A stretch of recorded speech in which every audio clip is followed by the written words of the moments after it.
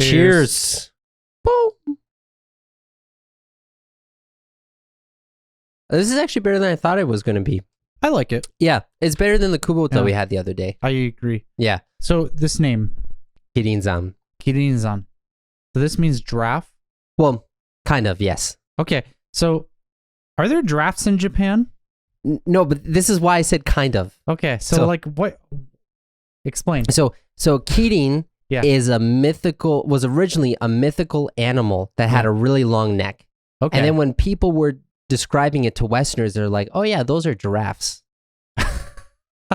That's why Kirin beer has an image of a Kirin on it. Yeah. So it's like a four-legged animal that has a long, it's like a chimera just with a really long neck. Yeah. So like they were in Japan, they were like, animal, really long neck. They're like, "Oh, giraffe. Kirin giraffe." You know. So and then yeah. I don't know why. It's like they used to call rhinoceroses unicorns because they have like one big horn. Wow. Yeah. Right. Wow. Yeah. Is it narwhals? Oh yeah, or dugongs. No, narwhals have the. Yeah. Is it? Yeah. It's the narwhals. Okay. Yeah. Yeah, because people would mistake them for unicorns too. Yeah.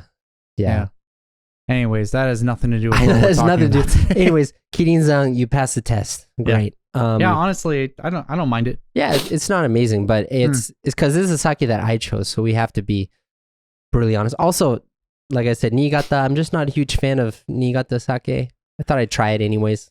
Again, I've found them to be prety hit or miss. Yeah, because we've had a couple that I'm like, oh, all right, I like this. Oh, sorry, man. Now I spilled this time.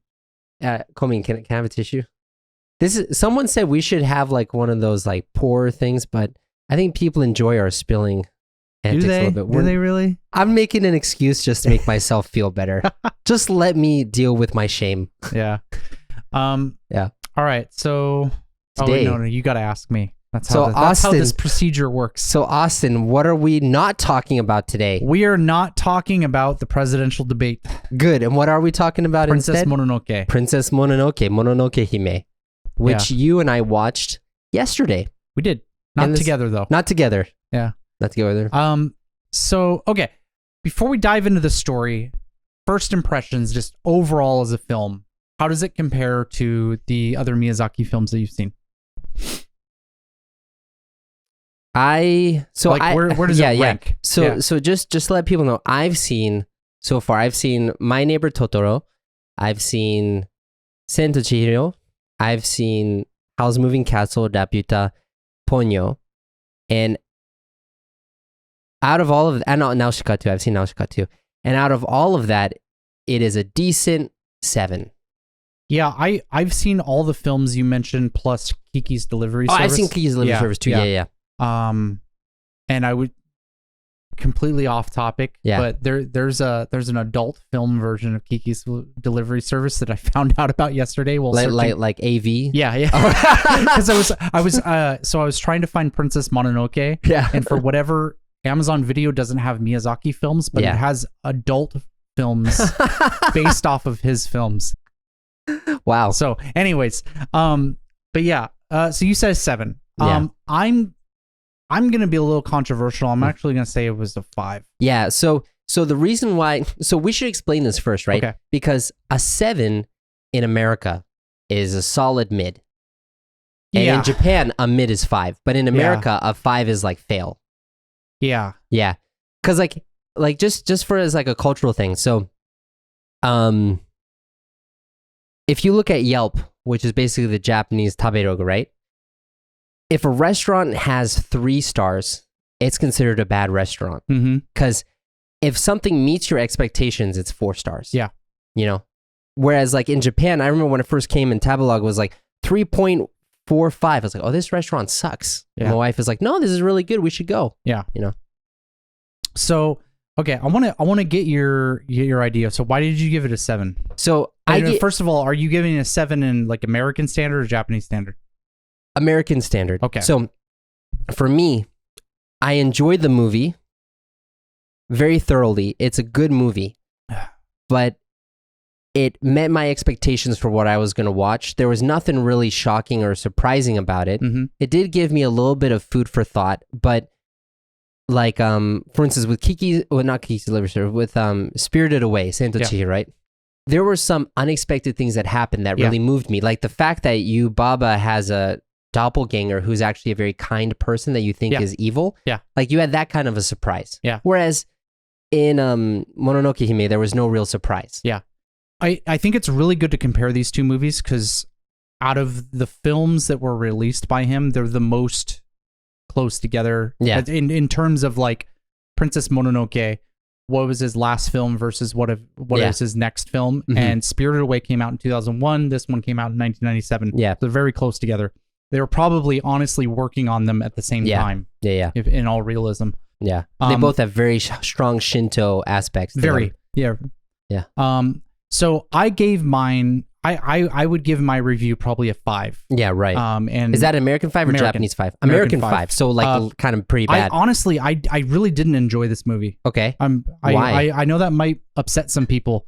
I found the story inconsistent. Oh, really? Okay, we can talk about that later. Well, because so I forget the editing. There's a French word for editing. Edit? No. I don't know. Shut up. There's like a French word for editing. Yeah. And basically, I remember learning it in my film class. And basically, talking about like the clay. It talks about like congruity. Okay. Right. And I found the story extremely hard to follow. Okay.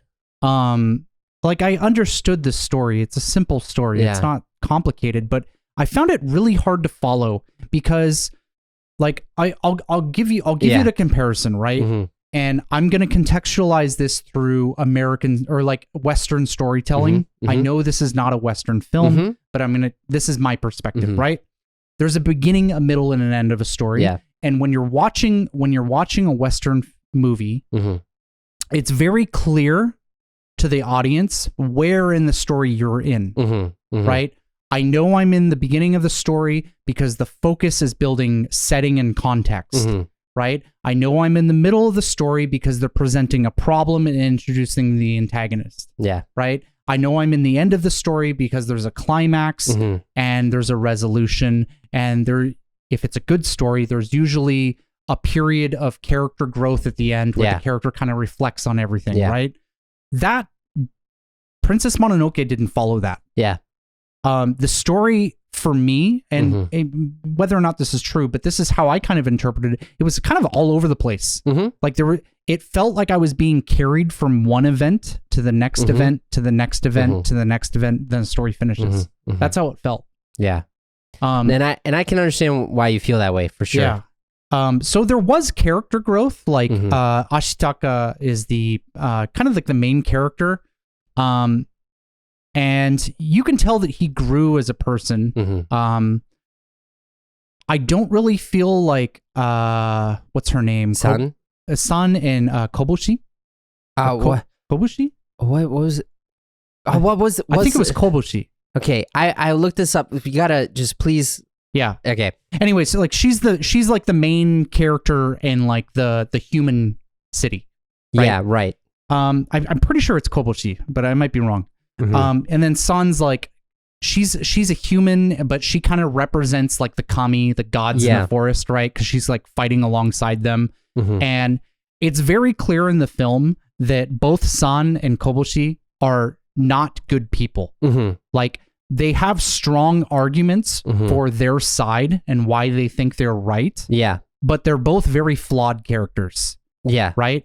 San, like a big problem with her, and for context, like she's Princess Mononoke. That's kind of the name that the humans give her. And her main thing is she's just violent. She's really violent. She doesn't she's like an animal. She doesn't try to negotiate with anybody. She's like, you guys are screwing up nature. You're destroying the forest for your own selfish reasons. I'm going to kill you because of that. Yeah. And that's it. Right? And then you have Koboshi, who's like... her name is Eboshi, by the way. Eboshi. Okay, sorry. Lady Eboshi. Eboshi. So Eboshi is like, look, we're fighting all these other wars. We're just humans trying to survive in this environment where we have sick people we're trying to take care of, and we're humans trying to survive. And then she kind of takes on like this hunter thing that kind of reminded me of like Gaston. Yeah, from Beauty and the Beast. Yeah, right. Go hunting. It kind of became like a point of pride, like, oh, I need to kill these kami because they're like really powerful and like I have guns, right? So she becomes selfish like that, right? Because originally her cause was noble and protecting these people, but then it kind of became like a point of vengeance, right? And so you have both these characters, and then you have Ashitaka, who's kind of like playing the middleman. He's the main character of the story. He's the only person that felt like a good character. Yeah. I don't know if that was intentional or if it wasn't, but he's the only, like, reflecting on the film, like, okay, you know what? This guy seems reasonable, right? He looks at both sides and he's like, you guys, what are you doing? Yeah. So I'll continue, but what do you think? Yeah, I mean, so I really get what you're saying, because so like you say, you know, from like a Western perspective, I think the movie would get fairly low reviews because it doesn't fit the natural storyline. It did? Yeah. Oh, okay. It did well internationally because it brought exposure to Studio Ghibli. But it performed very poorly in the box office. Oh yeah. It did better in home video, but I think those are probably people who are buying it like at home are probably fans of Studio Ghibli. Yeah, and so they're biased, you know? Yeah. So the thing that I really liked about this movie is because I feel, not to sound redundant, but I feel like this movie is really Japanese.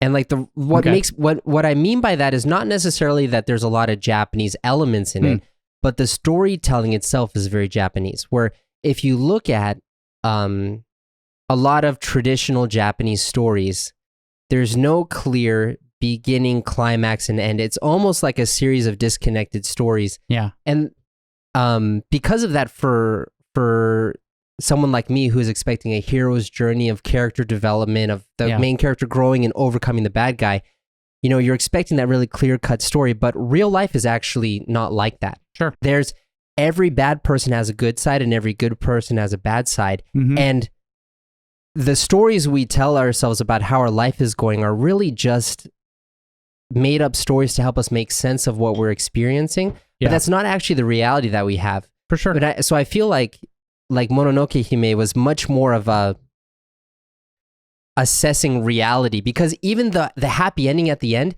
is not really a happy ending. It's like, hey, all our shit got destroyed. Let's try again. Yeah. Go. Yeah. And that was it. Yeah. You don't actually know if they succeeded or not, you know? But there's no clear bad guy. Everyone is flawed. Like even you said, you know, the kami are kind of jerks. Yeah. They're like they're really very unlikable. Yeah. Right? Yeah. But what's funny is in like ancient Greek society, you know, the gods were jerks too. They're like, yeah, I'm just gonna, a cute girl, I'm gonna get her pregnant, you know? It's just like crazy. Yeah.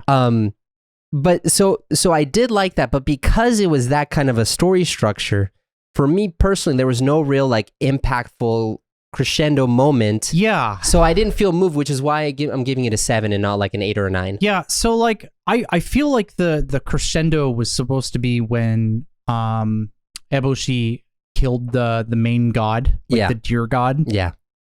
And she killed it, and there was a direct consequence to her action because as she killed it, like the blood came out and corrupted the land and like killed everything. Yeah. I just didn't feel anything from that. Yeah. Because like, again, like we were kind of talking about, it was like one event after another event after another event. And this just felt like another event. Like, oh yeah, she killed that guy. I don't really know who that guy is. But he didn't actually die. And like he was still really strong as a night walker. And he was just looking for his head. Yeah. And like once he found his head, everything went back. And he was going to find his head anyway. So like, it wasn't, right? I didn't feel that sense of like, oh no, we're all going to die. Oh no, I didn't get that sense of urgency, you know? Yeah. So I don't know. Some other critiques I have in the film, and I'm going to say some good things. It's not all negative, but I want to get the bad stuff out of the way before I talk about the stuff that I really enjoyed. Yeah. I thought the film was ugly. Ugly? What do you mean by that? The art style. Really? Yeah. What about it was ugly, man? I just found it really ugly. I thought the paintings and everything was really beautiful. Really? Yeah. Yeah, no, I found it a really ugly film. Why? So, like, if you look at Spirited Away. Okay. Spirited Away is a beautiful film. Hey guys, we're interrupting this awesome podcast with the two of us to tell you about a really special thing. It's called the Austin and Arthur Friends. In the Austin and Arthur Friends, you're going to get this video with English and Japanese subtitles. 日本語と英語の字幕両方ついている動画もゲットできるんですね。You can also get a PDF script so you can read along with it. You'll get the video, the long conversation in separate videos, so it's easier for you to watch as well. You'll also get access to a 会員限定 online community and also opportunities to talk directly with me and Austin. Yeah, you know, because we're really fun to talk to. Well, I am. Austin's really boring. That's a lie. It's the opposite. He's correct. I'm the boring one. All right. Bye, guys. See ya. Okay. And if you can test this by pausing the movie. Just at random points in the movie, and everything feels like a painting. But I felt the same way. I did it during this movie, and I was like, really? It's very gritty. I feel okay. So one of the things that I will say is the art style in this felt very reminiscent of like old Japanese artwork. Yeah. Which personally I'm not a fan of. Okay. So there we go. I like old Japanese artwork. Exactly. So, right. Okay. So I found like just the fact that like these two movies were 4 years apart. Yeah. But the quality in the art, the artwork in the films feels like 0 to 100. Like Spirited Away is a beautiful, like visually beautiful film. So what part of Spirited Away made you feel like, oh, this is so beautiful? Like, what's specific? Oh, so many parts, man. But like, I think I'll take the most commonly talked about one is like that part where they're walking from the bridge over into the God's Onsen. Yeah. And you see like just the spectacle that is the actual building. Yeah. That one's a really famous one. There's also, when Sen and her parents are walking through the market before they become pigs, like if you pause points in that, there's so much detail put into the background. Sen as a character, just like she's a really beautifully designed character, right? And I just didn't get that. Yeah, with these characters. Yeah, so in Spirited Away, there's definitely more of a variety in character design. Like each main character had a very unique thing, whereas everyone had very similar facial features in Mononoke. This film, it was made in 1997, but the artistry, like if you look at the characters and you compare it to like old anime from like the 80s, looked exactly like that. Yeah, dude. But okay, listen. One of my favorite parts about the like artwork in Mononoke is. The moss on the trees looks like it's glistening in the background. Like when they're going through the grove, they're getting to the pond, you can see the moss and it's got the light reflections on it, so it looks like it's actually. And I thought that was really well done. Yeah. I really like. I mean, that. That's fair. Something that I just got tired of was I think the colors. There just wasn't very many colors in this film. Because it's mainly in the forest. It's mainly in the forest, right? So you have your greens and your browns, and like even the main characters. Or the not the main character, because I think he's wearing blue. But a lot of the characters are still wearing colors reflective of that. Yeah. So I don't know. I can see. Yeah, Spirited Away has a much more variety of scenery. It's a more vibrant colors. Yeah, vibrant is how I would describe it. Yeah, it's definitely more vibrant. I just found the film to be ugly. Okay. Now, you could ask the question of appropriacy. Yeah. Right? Would it be appropriate if this film was vibrant? And I would probably argue that it shouldn't be vibrant. Yeah. Right? Because the time period that it's taking place in the like Muromachi Jidai. Yeah, Muromachi Jidai. And it like deep in the mountains, in the forest, like no one's rich in this film. Like you have a boy who's like a prince, but he's a prince of like this super poor place. Yeah. Like he's not coming from like Osaka or something, right? Yeah. So like it doesn't really make sense for everyone to be blinged out and like have all this nice stuff on, you know, and like they made a big deal of like samurai coming, and you look at the samurai and they're just like, you can tell even they're poor. Yeah, right. A lot of them are just like wearing bandanas and stuff. Yeah. A couple have like just basic sets of armor on. So yeah, you're not dealing with rich people here. So I do think it is appropriate to kind of have more dulled down, like mundane colors. Well, that's where I feel like it gets back to like it's presenting reality as it is. That's two for two, man. I know I'm spilling a lot today, man. It's kind of presenting reality as it is, versus how maybe you wish it were. Yeah, you know. Yeah, and that's a very Japanese thing, and that's something I really like about it. Yeah. But we're already halfway through this conversation, so what are some good things, man? Let's talk about the story. Yeah. Okay. So first, let's talk about the things you liked about it, because. I've just been kind of shitting on it the whole time. So things that I liked about it. So first of all, I found it really refreshing how violent this film was. Yeah. First of all, I just want to talk about that because that was really surprising to me because it's still, even though I've been here for so long, because I'm American, I associate animation with kids stuff. Yeah. And like, this is a kids movie. Is it? I mean, they shoot in an arrow and the guy's arms get ripped off. Yeah. And then he shoots an arrow and the guy's head gets popped up and you kind of see the stump of the neck. Yeah. You know? I don't know if that's really for kids, man. So I'm going to make an argument here.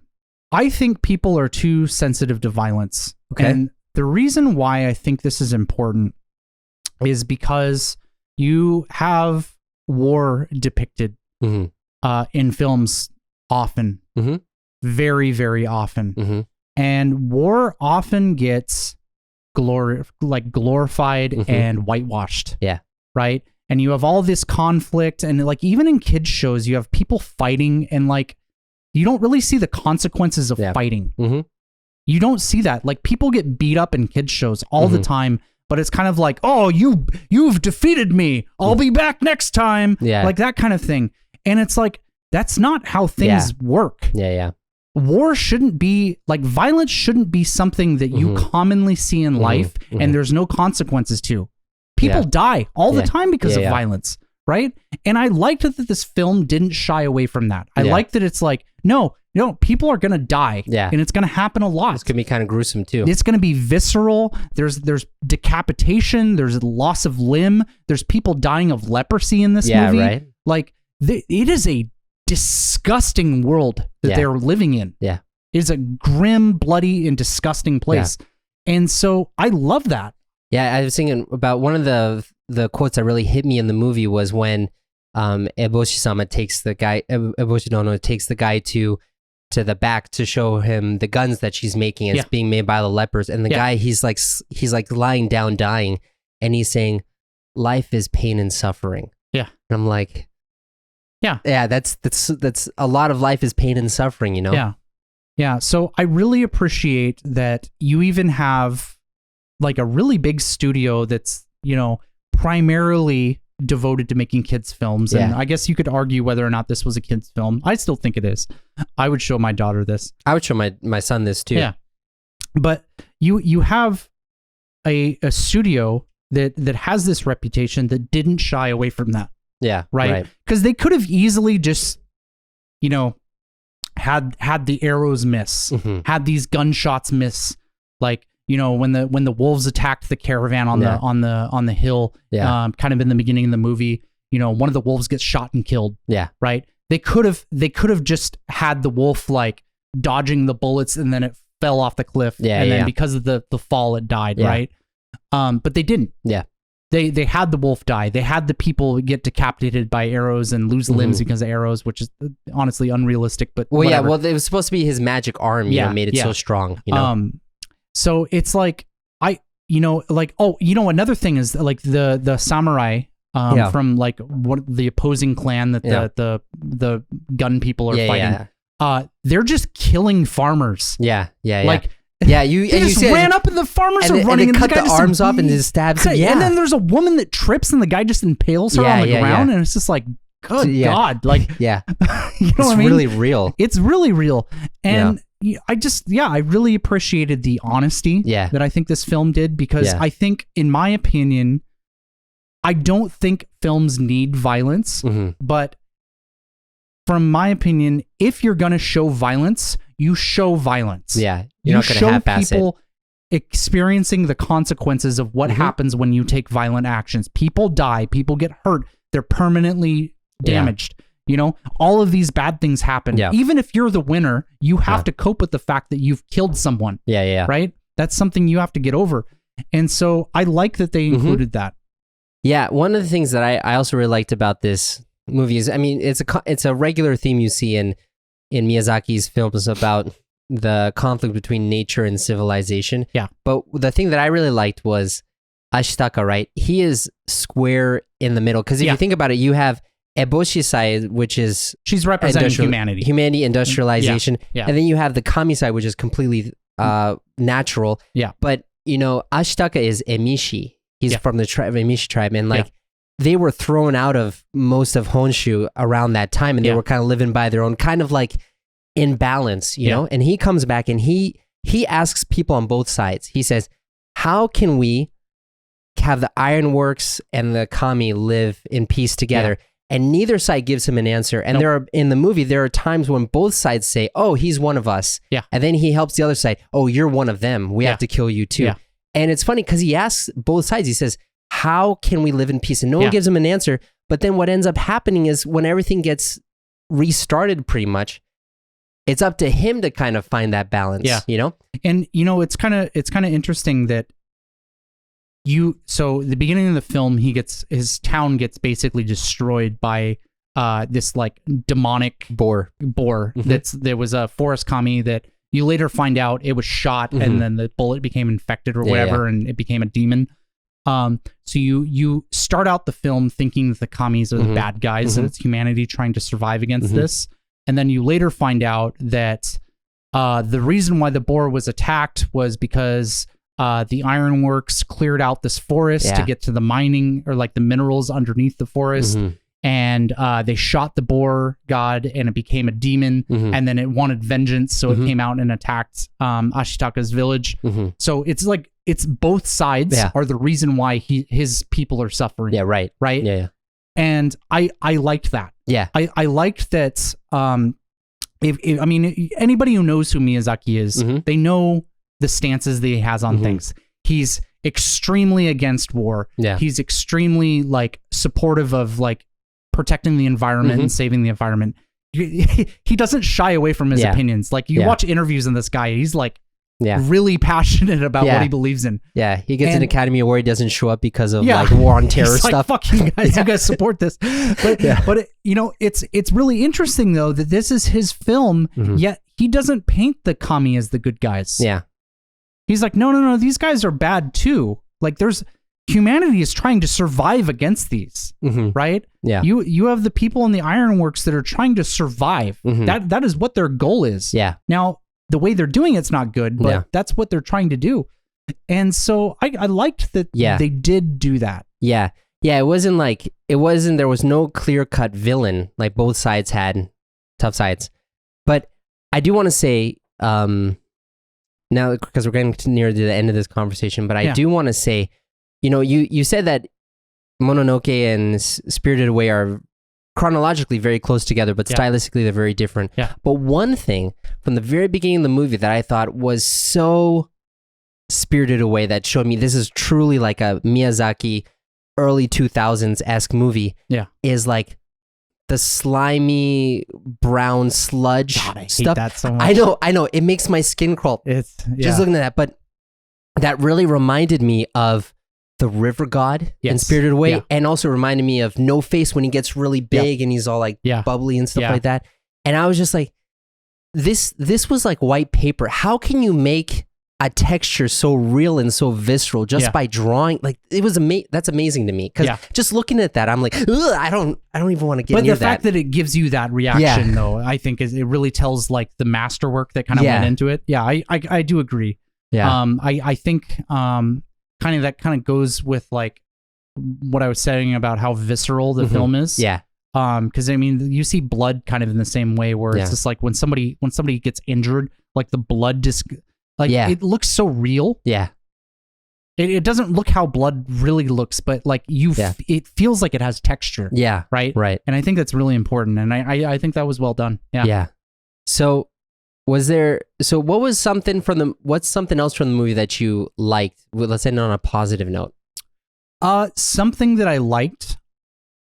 I really liked the Ironworks people. Yeah. Like just in general. Yeah. I thought Eboshi I think she's probably my favorite character in the film. Yeah. I like her character. I found her entertaining. I liked the position they were in. I thought it was really interesting. I feel like she's the most balanced. She's the most realistic character. Yeah. Like San is really extreme one side. Yeah. And Ashitaka is like he's the noble kind of avatar. He's not even like a real person. You know? I would say he's kind of a vehicle for the audience. Yeah. Right. Yeah. But Eboshi, like, she's not a good guy, but you understand her perspective because she represents the human condition. Yeah, and she does good things too. Like she does do good things. A lot of the women were going to be sold as slaves, and she helps them. You know. Yeah. Right. And so, like, you can easily, as a human, understand her position. You can understand the decisions that she makes in the film, whether good or bad. You get it. Yeah. Right. And I really liked that about her. I also liked that she honestly could have been a man. Yeah. Like her character, like there's no reason she needed to be a woman, but the decision was made to make her a woman. And I thought that was kind of neat. Yeah. Well, it's something that I love about Miyazaki films is like, there are so many main characters who are women or like major characters who are women, but it doesn't feel forced. Yeah, I think that's a good way of putting it. Yeah. Right? It didn't feel like, oh, okay, you guys are checking a box. Yeah. You know, and obviously this was made in 97, so like that kind of like woke culture wasn't really established yet, but I do think though it's important that she is a woman because after you kind of see behind the ironworks how she takes care of the women, she takes care of the lepers. That's a big like nurturing kind of feminine characteristic, and I think that wouldn't have worked as well if it was a guy. Yeah, I think it still could have been done if they like went the route of like the father, like a protective father figure. Yeah. But yeah, I agree. But I think what it was is like it didn't feel like, oh, we have a role that needs to have a woman in it, so let's make it a woman. They actually made it really fit the role naturally. You know. Yeah. So I think that was probably my favorite part of the film was Eboshi. Yeah, my favorite scene. So just final part. So my favorite scene of the movie was when the major boar god, the gray boar god, I think his name's like Otoko or something like that. Yeah, it's like Otoko. Yeah, something. he gets full of rage and he gets the stuff on him too. Yeah. And then when the deer god comes close to him, you can see in his eyes, he's like, oh shit, I've lost myself. Yeah. And this deer god is exposing all this anger and hating me. Like you can really just see all these thoughts and feelings in his eyes. Yeah. And like when the deer god goes over him, you think he's going to heal him, but he takes his life, which I guess is like a form of healing you could see. But I don't know, just the fact that first of all, it's a boar that's full of rage, but then you see like such complex emotions in the eyes, like kind of like facing the deer god. That was one of like the most impactful scenes in the movie for me. Yeah, that's fair. Yeah. Anyways, man, so what are we going to talk about next time? I don't remember. Akomi, what are we going to talk about next time?